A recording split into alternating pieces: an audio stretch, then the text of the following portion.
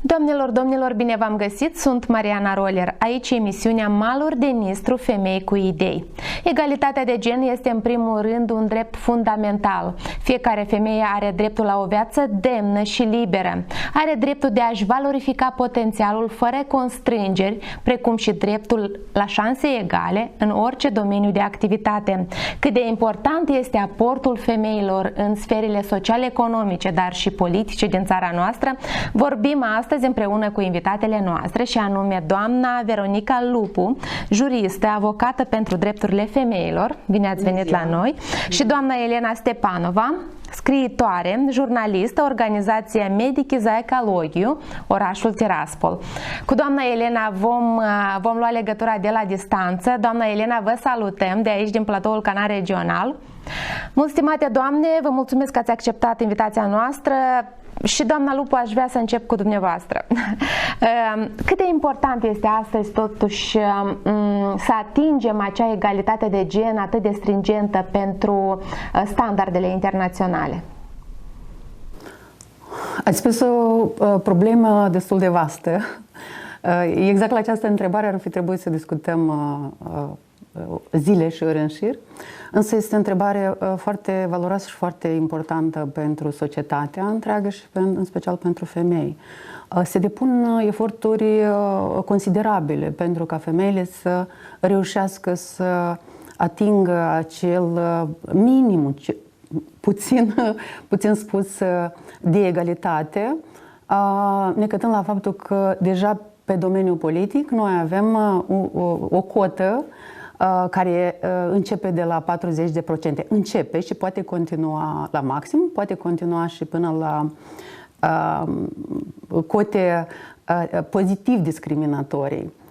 Astăzi, societatea de femei este îngrijorată cum se vor face eforturi, cum vom depăși crizele și problemele cu care se confruntă femeile, și vreau să amintesc că societatea civilă și, bineînțeles, că și o parte din femeile politiciene depun eforturi considerabile. Nu este un interes, un fenomen pentru a accede ori a dobândi aceste drepturi.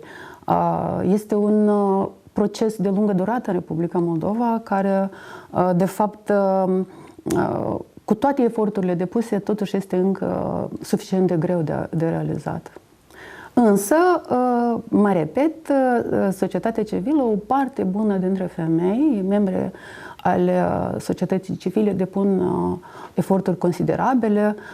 Ne întrunim, femeile au o expertiză pe diferite domenii, femeile lucrează pentru a valorifica potențialul, femeile lucrează foarte mult ca să atragă foarte multe alte femei în discuție, și cele care sunt interesate și cele care nu știu că a avea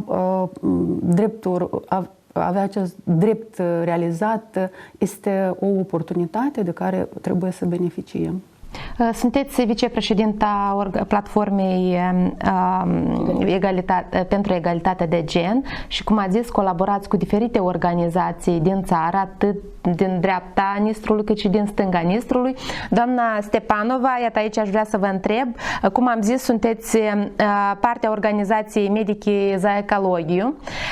Ne spuneți, vă rog, cu ce categorii de femei lucrați? Mai mult cu femei care cumva luptă pentru drepturile lor, sau încercați cumva să atrageți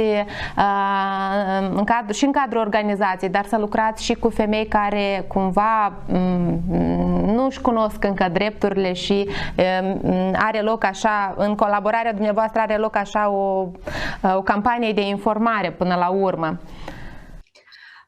Да, мы уже 20 лет, наша организация «Медики за экологию» работает в Дубасарах, ну не только в Дубасарах, экологические журналисты у нас по всему региону. Но, собственно, вы знаете, так оказалось, что женщин как раз сейчас больше и в журналистике, и в медицине, и в педагогике. А у нас как раз организация, она объединяет представительниц, получается, всех этих специальностей.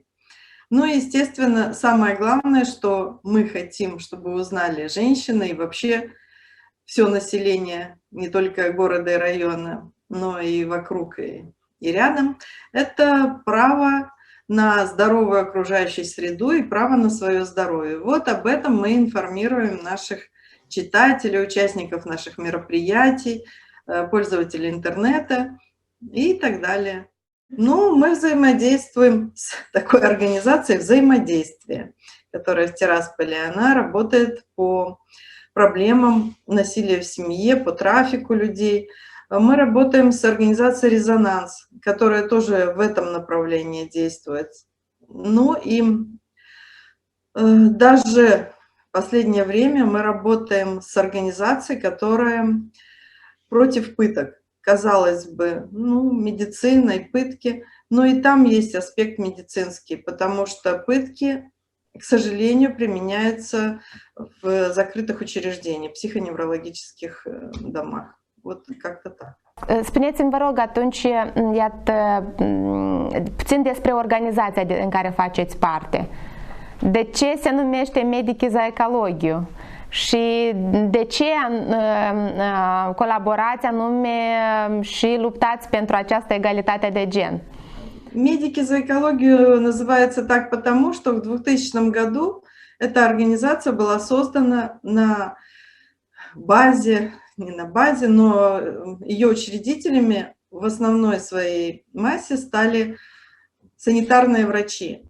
Потому что в то время я работала врачом-химиком в лаборатории санэпидстанции, и моя идея о информировании более широком населении, чем оно было в то время, поддержали и другие врачи. Вот поэтому медики за экологию. Ну а как здоровье без здоровой окружающей среды? Ну, естественно, экология — это вообще наука о взаимосвязях в лесу, в болоте, в роднике, в озере, в реке, также и в жизни. Но невозможно изолировать экологию от всех других проблем и вопросов, актуальных нашего дня. О правах людей. Doamna Lupu, cum credeți într-o societate post-sovietică, cu tradiții destul de conservatiste, să zic așa, cât de greu le este femeilor să-și spună cuvântul? De fiecare dată când intru în discuție pe domeniul egalității de gen, vreau să amintesc ce s-a întâmplat în perioada în care Republica Moldova a dobândit independența.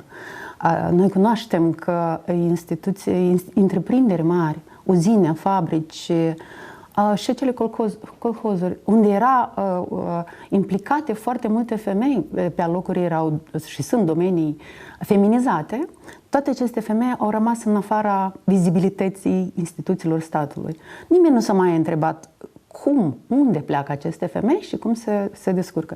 Și atât de atunci încoace, aceste femei au rămas lipsite de atenția statului, o bună parte. Și atunci răspunsul vine de la sine. Cât de multe femei au nevoie astăzi, iată, acea generație enormă, cât de multă atenție are de a fi ajutate să ajungă la informații, să cunoască informații care, cum spunea și colega noastră de platou, nu le cunosc, nu au cum să le cunoască, fiindcă nimeni nu mai este interesat deseori. Aceste femei pur și simplu au fost pierdute din calculul societății. Ele sunt lipsite de resurse financiare, ele sunt în zone lipsite de resurse informaționale și bineînțeles că noi avem o mare responsabilitate, acele femei și statul în ansamblu, avem o mare responsabilitate să aducem informația la fiecare femeie, la fiecare fată tânără, ca să luptăm pentru a nu lăsa pe nimeni în urmă. Asta este scopul Agendei 2030 și asta trebuie să fie scopul nostru, să ajutăm fiecare femeie din mediul rural și din întreaga societate să cunoască și să poată să discearnă binele de rău și să beneficieze de toate cei ce sunt oferite astăzi de instituțiile statului, de organizații neguvernamentale. Tradiția asta și-a lăsat totuși amprenta perioada asta sovietică și, nu știu, post-sovietică asupra femeilor, cum credeți? Cumva le-a inhibat cumva sau... Deci, din perspectiva mea, cu siguranță pot susține punctul dumneavoastră de vedere, ori întrebarea. Acea categorie mare de femei care au lucrat la întreprinderi, ori la colhozuri, ori în fabrici și uzine, bineînțeles că ele aveau un stil de viață, un comportament, un fel de a fi. Și iată, la un moment dat, toate lucrurile pentru ele s-au schimbat. Deci, ca să intre de nou în acest ritm normal, trebuie să ai oportunitatea, trebuie să oferi această oportunitate să crești, să dezvolți și să înțelegi cum merg lucrurile, unde te poți integra, cum poți să reiei o activitate economică nouă, cum poți să reiei o viață nouă, într-un stil nou, într-un format nou. Vreau să vă zic că am întâlnit foarte multe femei care, pierdând atunci locul de muncă, nu s-au mai regăsit într-o nouă meserie și foarte multe dintre ele au o frică enormă de public, de a ieși din casă, de a vorbi cu cineva. Sunt niște obstacole psihologice care în câțiva ani, imediat după ce au pierdut oportunitățile, posibilitatea de a munci în grupuri, în comunitate, deci le-au creat foarte multe obstacole și bariere complexe, bineînțeles complexe în primul rând, bariere de comunicare, foarte multe aspecte sunt legate de abilitarea economică, posibilități economice, resurse financiare reduse și asta este un subiect pe care pe mine personal mă interesează și îl discutăm frecvent în cadrul platformei Egalitate de Gen. Ce se întâmplă cu femeile, în special din mediul rural, care astăzi nu au o meserie care ar fi solicitată pe piața forței de muncă, ce se întâmplă cu femeile care nu au venit financiar, ori au venit financiar zero și din ce resurse supraviețuiesc astăzi. Este un subiect de cercetare în cadrul unui proiect care încerc eu acum să-l dezvolt, fiindcă din primele mele încercări constatăm că o mare parte din femei din mediul rural care nu au reușit să preia noi abilități ori o nouă meserie, au rămas în urmă și se confruntă cu greutăți enorme, plus au povara familiei, plus educă copii cu mare greu, plus îngrijesc părinți vârstnici. De asta este un subiect de discuție foarte larg, foarte vast, cum noi contribuim în acest sens. Doamna Stepanova, aș vrea să vă întreb și pe dumneavoastră, din experiența pe care o aveți, cum credeți, în ce domenii de activitate le este mai greu femeilor să se afirme? Я думаю, что тяжелее всего заявить о себе, во всяком случае, тут даже другое слово применимо, пробиться, это во власти. У нас менталитет в обществе еще тот, что женщина должна быть замужем, женщина может быть заместителем, делопроизводителем, но никак не тем человеком, который принимает решения и который может руководить и должен руководить. Не привыкли у нас еще люди к этому. Поэтому и депутатов среди женщин не так много, поэтому и руководителей среди женщин, если это не касается женских сфер, о которых мы говорили профессионально. Но, во всяком случае, выдвинут, скорее всего, мужчину, чем женщину. Ну и отсюда и получается этот замкнутый круг порочный. Ну, я не говорю, что мужчины плохие, но женщин явно мало, это видно невооруженным глазом. Хочу сказать, что вот, например, в селе Гаяны мы проводили проект «Женщины за чистоту села». Именно женщины подняли эти вопросы, и конкретно депутат сельского совета Леонора Паятна. В тот момент был председатель мужчина. Ну, было с ним сложно. В этом году власть взяли в руки женщины. Была избрана председателем сельского совета женщина Алена Сгери, очень активный человек. И мы очень надеемся, что работа с женщинами села пойдет намного эффективнее и активнее. Ne-ați arătat această cărțulie, ne spuneți despre ce este vorba acolo și de ce ați ales să scrieți această broșură. Здесь есть пример успешного проекта. Он был бы еще успешнее, если бы в местных властях было больше женщин и больше взаимопонимания. Ну, во всяком случае, мы построили в селе в этом рампу для сбора мусора, потому что женщинам, конечно, особенно пожилым или с детьми женщинам, очень тяжело мусор вывозить за 12 километров от родного села, потому что село Гаяна – это полуостров, он со всех сторон окружен водой, и там нет своей мусорной свалки, так грубо говоря, ТБО. Поэтому им предложено властями везти свой мусор в соседнее село. Ну, как бы это не совсем хорошо. Ну, в результате выкидывают этот мусор в Рыпы, это попадает все в Днестр, реку Егорлык и в заповедник Егорлык. Ну вот такая вот история вот этой вот брошюрки. Как можно сделать и как сделали на самом деле. Foarte frumoasă istorie.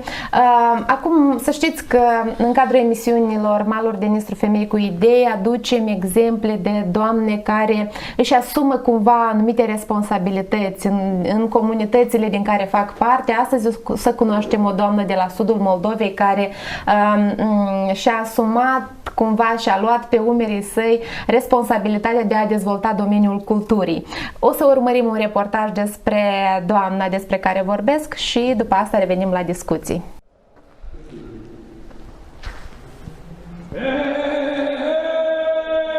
Kim orada?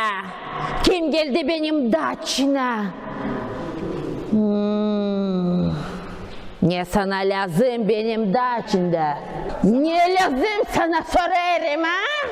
Saksan Garga bana söyledi, yani siz arasınız çoban. Ben çoban.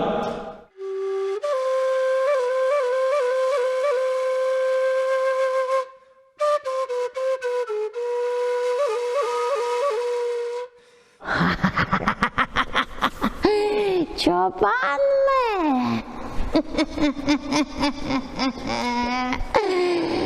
Çoban bana haliz de lazım. Oldu bir ay taşıyorum altın koyuncu elimde. Ama senden kaçmacık mı? Kaçmacık, niçin benden kaçma? Ama benden kaçma ister. Меня зовут Марина, по девичьей фамилии Манжул. Ну, меня в основном так и знают Марину Манжул. Работаю на данный момент исполняющим обязанности Камрадского муниципального дома культуры. Также еще имею отношение, конечно же, к нашему муниципальному музыкально-драматическому театру, как актриса. В основном люблю комедийные роли и стараемся там не просто играть, зазубривать или что-то там это вот. Нет, мы стараемся там просто жить и входить настолько в образ, что иногда доходит до неких казусов, и мы можем поиздеваться друг над другом прямо на спектакле. Мы импровизируем. И если актер вжился в роль, он по импровизации партнера может симпровизировать дальше. Не lazım sana sordum. Ha?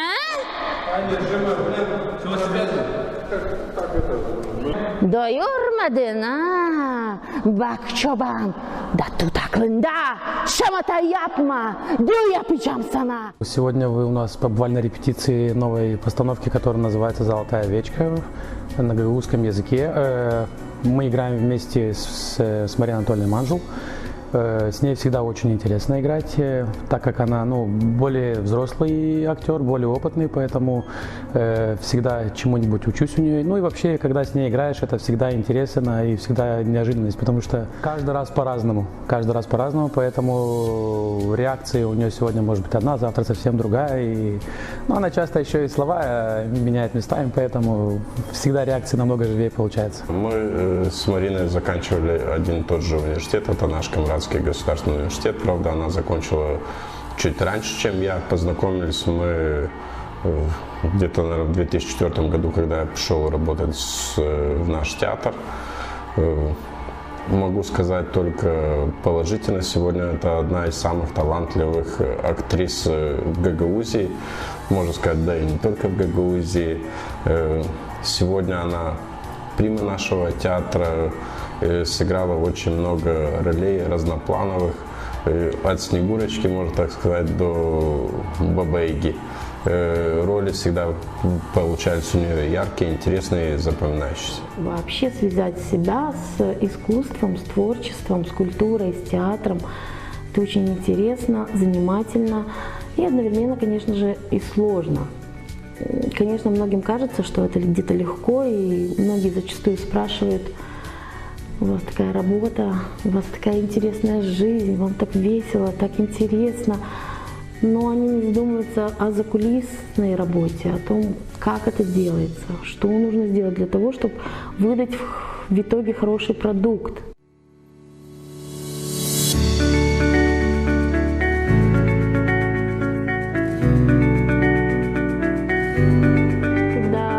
Мы имели возможность побольше побыть дома, я просто-напросто взялась, нужно было куда-то идти на праздник, и думаю, ну что я пойду, может быть, украсить. И вот одни из первых моих работ, это вот все глина, и клей, и салфетки. И раньше, когда мы делали здесь на площади, там на главной площади Камрата, мы сталкивались с тем, что Масленица – это такое мероприятие, там, где должно быть все ярко, красиво и должно быть все украшено, столы забиты. И мы столкнулись с проблемой, что у нас нет декораций, у нас нет ничего. Вышли другими путями, обратились к Надежде Дьяновой, она декоратор. Ну, конечно, надо было просто так, надо было заплатить, потому что работа колоссальная, действительно, это все сложно. И я потом подумала, может быть, у меня получится делать какие-то декорации, которые действительно мне потом помогут оформить мой стол, чтобы было красиво.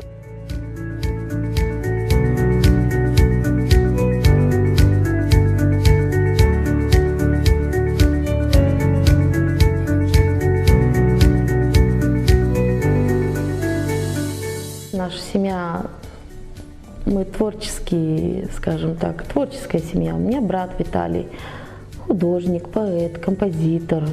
Я тоже в детстве рисовала, как бы просто так я тоже не скажу, что, но если захотеть, можно научиться, можно приложить все усилия, и главное иметь цель, и у тебя все получится. Foarte frumos, experiența doamnei, activitatea doamnei. Ne spuneți, vă rog, iată, aș avea o întrebare către dumneavoastră, cât de greu e să fii om al teatrului, al artei în țara noastră, mai ales pentru femei? Cât de complicat le este astăzi femeilor?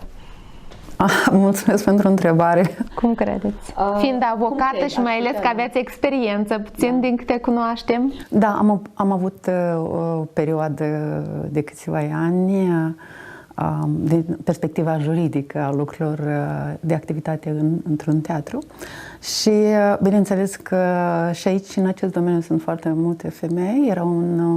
Este un teatru de păpuși și am urmărit cu multă atenție activitatea femeilor, actrițelor. Este o muncă enormă, este o muncă dificilă și în acea perioadă mi se părea că era foarte puțin remunerată. De altfel, pe multe domenii,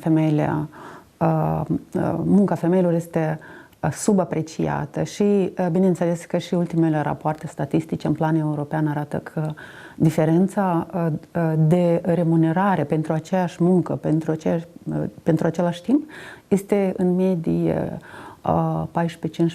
14-15% mai joasă, mai scăzut. Și atunci, dacă revin la aspectul femeilor din teatru, actrițe, după mine, asta a fost o provocare enorm de mare pentru femei, a depăși perioada stagnării. Deci, vreau să repet de fiecare dată că noi, Republica Moldova, am fost într-o perioadă de tranziție foarte îndelungată. Și am avut speranțe și am pus speranțe, fiindcă femeile de fiecare dată au foarte mari responsabilități și pentru familie, și pentru copii, și pentru părinți uneori îmbătrâniți. Și atunci așteptările astea într-o perioadă de tranziție care s-a transformat într-o perioadă deja într-o normalitate, a făcut foarte grea viața actorilor din perspectiva mea. Este o muncă enormă, totodată admir și apreciez acest efort și această credință în ceea ce este cultură, artă, care nu este în zilele de astăzi ca o respirație proaspătă. Și apreciez și mulțumesc și mă bucur că am cunoscut-o pe această actriță frumoasă, simpatică, cu spirit de viață și cu dorință de a investi de zi cu zi în ceea ce face. Da. Doamna Stepanova, aș vrea să vă întreb și pe dumneavoastră. Sunteți și dumneavoastră om al artei, al culturii, poetesă, scriitoare, jurnalistă, cumva sunteți parte a acestui domeniu. Ne spuneți și dumneavoastră cum vi se pare istoria Doamnei și cât de greu le este femeilor astăzi să aleagă domeniul culturii, mai ales dacă vorbim de, cum a vorbit și doamna Lupu, de partea asta financiară, economică. Репортаж о театральной деятельнице, актрисе, очень приятная женщина, и это очень здорово, что она все силы, свою энергию, свои творческие порывы дарит людям.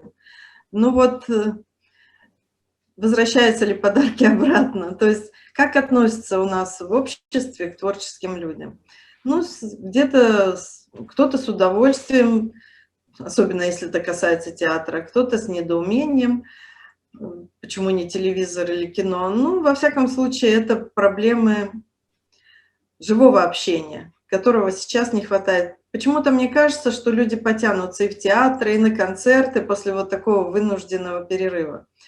Что касается нас, литераторов, вот я пишу рассказы, сказки, то вспоминаю слова Марины Цветаевой: «Моим стихам, как к лучшим винам, придет свой час». Я не ставлю себя ни в коем случае на одну планку с этой замечательной поэтессой, но сам смысл. Писатель должен писать. А когда придет его час, как Бог даст. Ну, вы знаете, сейчас все происходит довольно-таки быстро, потому что буквально после записи этого репортажа ко мне обратились с инициативой такой из Дворца детского и юношеского творчества, чтобы дети записывали видео, читали мои сказки. Это очень приятно, тем более, что они даже поссорились из-за сказок, кто какой будет читать. Ну, в общем, жизнь продолжается, несмотря ни на что. О каких сказках вы говорите? Немножко расскажите о том, что вы написали как человек творчества. Немножко свою историю. Да, сказки я пишу давно, только они рождаются тогда, когда они сами этого хотят. Сказок очень мало, их всего тут, по-моему, 8 штук. И когда мне внучка сказала: да напиши еще, ну, я ей ответила: я так не могу, вот возьми, напиши. Ну, может, и даже и не хочу. В конце концов, можно напрячься, профессиональные писатели так и делают. Я не профессиональный писатель, я пишу по вдохновению. Вот, и так потихонечку, лет за 20 собралось там, ну ладно, пусть 10 сказок, да, там еще у меня былины есть, рассказы. Я очень много работала как журналист, в том смысле, что есть публицистические, есть краеведческие заметки. То есть сказки — это так вот, для dуши. Foarte interesant. Dar cât de multe exemple avem de femei în țara noastră care cumva își aleg profesii în detrimentul propriilor interese, intereselor celor apropiați și încearcă cumva prin activitate să facă și oamenii, lumea în general mai bună. Presupun că avem multe femei și cunoaștem, cred că fiecare din noi cunoaștem astfel de exemple când aleg profesia nu pentru suflet, dar pentru că, uite, financiar cumva e mai bine plătită. Doamna Lupu. Da, adevărat. Eu bănuiesc că în perioada în care eu am ales meseria, și multe dintre colegele mele de școală care absolvise și societatea avea posibilitatea să audă, să vadă și să râvnească meserii și de obicei se vorbea despre meserii destul de sofisticate, jurist, medic. Deci chiar în școală, în literatură, se promovau doar aceste meserii foarte sofisticate, care de altfel sunt meserii foarte importante, foarte valoroase și foarte necesare pentru societate. Celelalte meserii care la fel sunt foarte importante erau lăsate cumva în umbră și ceea ce aș încuraja eu să încercăm să promovăm și să ajutăm tinerii de astăzi să vadă în orice meserie o valoare importantă în care pot să se dezvolte și să se bucure și să ajungă la cote maxime. Este posibil. Noi avem experiența profesioniștilor în modă, în mai multe domenii, nu am să enumăr acum, dar din orice meserie, dacă ajuți omul să o iubească, dacă ajuți tânărul, dacă îl orientezi și îl ajuți să iubească meseria, să înțeleagă profundul sens al meseriei, bineînțeles că este un succes. Acum vorbim despre câteva categorii de persoane care nu au această fericire. Femeile încearcă să găsească, să muncească ceva doar pentru a-și asigura existența. Vorbim în primul rând tinerele din mediul rural. Multe dintre ele, să știți că absolvesc școala și nu au acte de identitate. Și atunci nu mai putem să vorbim că ea își dorește, visează la o meserie și dacă ar fi putut să realizeze visul ei. Avem altă categorie majoră de femei care au avut o meserie anterioară care era solicitată și la un moment dat această meserie nu mai a fost solicitată. Nu mai este necesară. Din motivul că s-a mecanizat, că avem acele funcții care s-au lichidat și atunci aceste femei, acestor femei nu li se mai oferit acea șansă să fie întrebate. Cam ce ați dori să faceți? Unde să vă orientăm ca să vă realizați acest... Da. Exact această misiune de încurajare femeilor privind reprofilarea, recăpătarea unei noi meserii, este cea mai valoroasă și cea mai importantă și este o mare responsabilitate a statului. Da, sunt niște tentative în care noi avem direcția pentru responsabil în domeniu, însă mai mult se reușește a face lucruri de bifă, fiindcă în mare parte cu numărul impunător de femei cu care lucrez eu pe o perioadă îndelungată de timp, foarte puține mi-au spus că au beneficiat de suportul statului în a-și organiza viața din perspectiva economică. Restricțiile pandemice, situația care s-a creat acum și care nu este dependent, nu avem nicio responsabilitate, noi indivizii în parte. Deci este una extrem de complexă. Noi ca indivizi nu avem responsabilitate, însă noi în sensul mă refer că suntem responsabili de ce a apărut acest lucru. În schimb, trebuie să beneficiem de ajutorul statului ca să ieșim din această situație, să putem să beneficiem de suport încât să ne asigurăm viața financiară. Fiindcă asta este cea mai gravă problemă. Și acum, femeile care sunt lipsite de o meserie, au mai multe lipsuri, vor intra și într-o mai mare greutate de a-și alege meserie și vor fi nevoite să facă orice pentru a-și asigura stabilitatea economică. Și aici este o situație extrem de periculoasă în care noi avem câteva crime feminizate. Violența domestică, traficul de ființe umane, care sunt crime orientate către femei. Criminale urmăresc aceste vulnerabilități economice pentru a-și arăta superioritatea și pentru a dobândi resurse financiare. Și noi exact în perioada asta, începând cu restricțiile pandemice, avem un mare procent de femei care trebuie să fie ajutate, informate despre riscuri, despre pericole și să fie ajutate să asigure familia și pe ele economic. Doamna Stepanova, cum credeți, demontarea stereotipurilor ce țin de femei și bărbați ar trebui cumva să înceapă din copilărie? Cum credeți, ar trebui cumva părinții, într-un fel, să nu mai facă acea deosebire că, uite, tu ești băiat, trebuie să alegi o profesie pentru bărbați, tu ești femeie, trebuie să alegi o profesie mai feminină, să zic așa. Este o problemă care vine încă din familie, da? Deci pornește totul de acasă. Да, я думаю, что прежде всего это идет из семьи. когда я решала, кем мне быть, врачом или журналистом, то мой отец, доктор наук биологических, сказал, что журналистика не женская профессия. Это командировки, это отрыв от семьи, это разводы, в общем, и прочее, негатив. Ну, и я стала врачом, ветеринарным врачом, потом поступила в аспирантуру и пошла по стезе научной деятельности, стала ученым-исследователем. Но, тем не менее, вот так повернулась жизнь, что я теперь журналист. Журналист, popularizирующий naучные медицинские знания.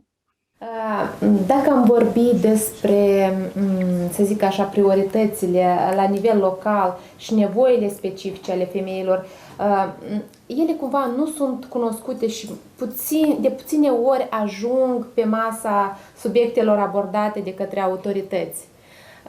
Adică nu se pune atât de, nu știu, parcă nu s-ar pune, mai ales la nivel local vorbesc, da? Atât de mare importanță pe acele necesități ale femeilor și autoritățile cumva când elaborează bugete și planuri de dezvoltare, adoptă anumite decizii, nu iau în calcul aceste necesități și priorități. Cum credeți, unde este problema și de ce se întâmplă așa, doamna Lupu? Dacă îmi permiteți să am și un punct de vedere vis-a-vis de aspectul alegerii meseriei din perspectiva poverii stereotipurilor din societatea noastră. Eu mi-aș fi dorit să văd atât familia cât și societatea în ansamblu preocupată de acest domeniu, de domeniul egalității de șanse și totodată de eliminarea acestor stereotipuri.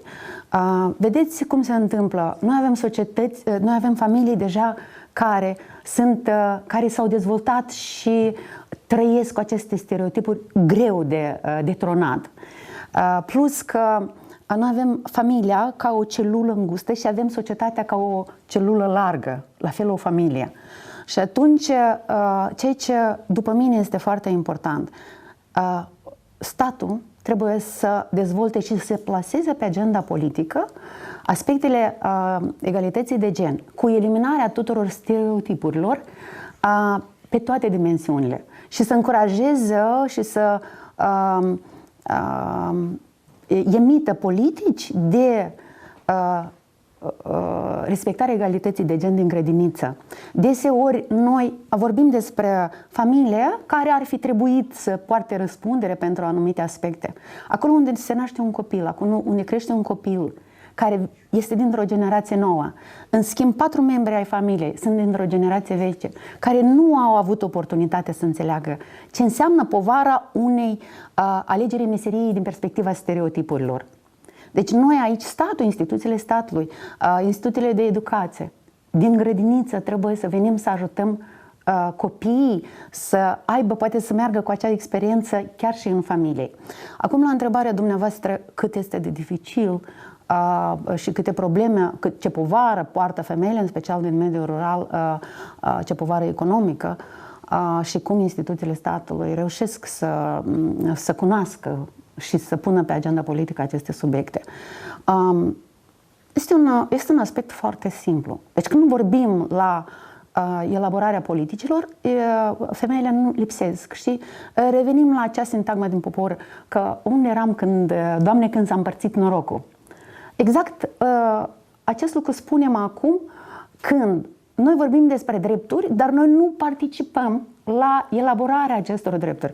Ori cel care prevede, elaborează, creează, este creatorul legislației, el nu are cum să cunoască despre problemele femeilor. Deci, de obicei, marea majoritate în timp au fost bărbații, deci cu tot respectul, ei cumva au fost preocupați cum ar fi de aspectul economic, asta ar fi însemnat, dimineața am ieșit din casă, am plecat la serviciu, mi-am făcut treaba, am venit acasă. Este foarte greu să ceri de la acest om să înțeleagă ce înseamnă când o femeie începe de la bucătărie elementară, de la apa care curge din robinet curat, care ar trebui să fie curată, potabilă, de la produsele care trebuie să le iau și cum să le pun, să le aranjez, cum să educ copiii, care sunt greutățile, care sunt lipsurile, care sunt aspectele sensibile. Deci, pentru ce pledăm noi? Noi ne dorim ca acea cotă de gen, de minim 40% de femei, să ne reprezinte în Parlament și să participe la elaborarea celor politici. Vorbim din perspectiva femeilor ca femei care cunosc specificul problemelor femeilor, care trăiesc și au crescut într-un mediu în care au simțit cumva și problemele lor, cunosc specificul și cunosc viața de zi cu zi. Și de aceea noi pledăm foarte mult ca partidele să pună pe agenda lor atragerea femeilor și să le dea oportunități să se pregătească ca să nu mai fie un temei de a spune că noi nu avem femei pregătite în politică. Deoarece este femei, trebuie să participe la crearea cadrului legislativ. Pe de altă parte, noi vorbim de foarte deseori că noi mergem, vorbim cu alegătorii și ne dorim să le cunoaștem problemele. Același lucru. Deseori femeile nu participă. Dar cel mai grav lucru este că femeile, în virtutea stereotipurilor și problemelor și povarii care poartă, deseori nu au curajul să pună întrebări, chiar în fața acelor politicieni la anumite întruniri. Să le vorbească franc. Noi avem probleme. M-aș contrazice să zic că acum politicienii nu cunosc despre problemele cu care se confruntă femeile. Și este o situație foarte simplă. Politicienii cumva parcă s-ar aștepta rugați, parcă ar dori de fiecare dată, de multe ori să le spunem că noi să le amintim de fiecare dată că copiii noștri sunt un bun al întregii societăți, așa cum este un bun al familiei, și ei trebuie să meargă la școală. Ei trebuie să poată să ia paharul cu lapte și acea bucățică de pâine dimineața. Noi avem mulți copii care nu au această șansă să-și ia un pahar de lapte cu o bucată de pâine. Deci noi avem multe femei care sunt bătute zilnic. În jurul lor sunt copii care sunt victime colaterale acestei infracțiuni, copii care cresc cu greutatea, povara violenței și care trăiesc într-un stres și într-o confruntare și ajungând maturi la fel sunt în stresul ăsta de a se proteja de cineva. Deci noi probabil că am fost suficienți de vocale să încurajăm politicienii să accepte femei, mai multe să le dea cuvântul, fiindcă femeile vor veni să participe la elaborarea legislației pentru îmbunătățirea situației economice pe toate domeniile. Iată, continuând gândul dumneavoastră, am să-mi permit chiar să citez. Femeile reprezintă peste 24, aproape 25% din deputați, peste 21% dintre primari, astăzi 36,51% dintre consilierii locali și peste 27% din consilierii raionali. Desigur, mult sub standardele, să zicem așa, și angajamentele țării în conformitate cu obiectivele convenite la nivel atât național cât și internațional. Dacă vorbim despre femeile în afaceri, atunci avem o cifră de 33,9% femei antreprenoare, conform datelor, iar femeile care doresc să deschidă o afacere proprie se confruntă, desigur, cu multe bariere. Cum credeți, de cât timp avem nevoie totuși să ajungem la, sau de cât timp are nevoie țara noastră ca să ajungă la acea egalitate de gen 50 la 50, să zicem, da? Spre care tindem? Avem mult de lucru, cum credeți? Și timp mult? Să știți că în Republica Moldova, cum spunea și colega noastră de platou, s-a bucurat foarte mult că și-a așteptat o femeie care să conducă acel sat unde sunt niște schimbări pozitive. De obicei, femeile trăind de experiențe mai dificile economice, își asumă responsabilități și doresc să realizeze obiective care țin de, nu neapărat de familie, nu neapărat de interesul personal, de interesul comunității. Și atunci mi-aș fi dorit ca în Republica Moldova, la situația care o avem, să avem o discriminare pozitivă. Ca să fie mai multe femei decât mai mult că legea spune minimum 40% în guvern, pe agenda politică, în Parlament, în audiovizual și în toate instituțiile statului. Deci, bineînțeles că sunt câteva aspecte sensibile.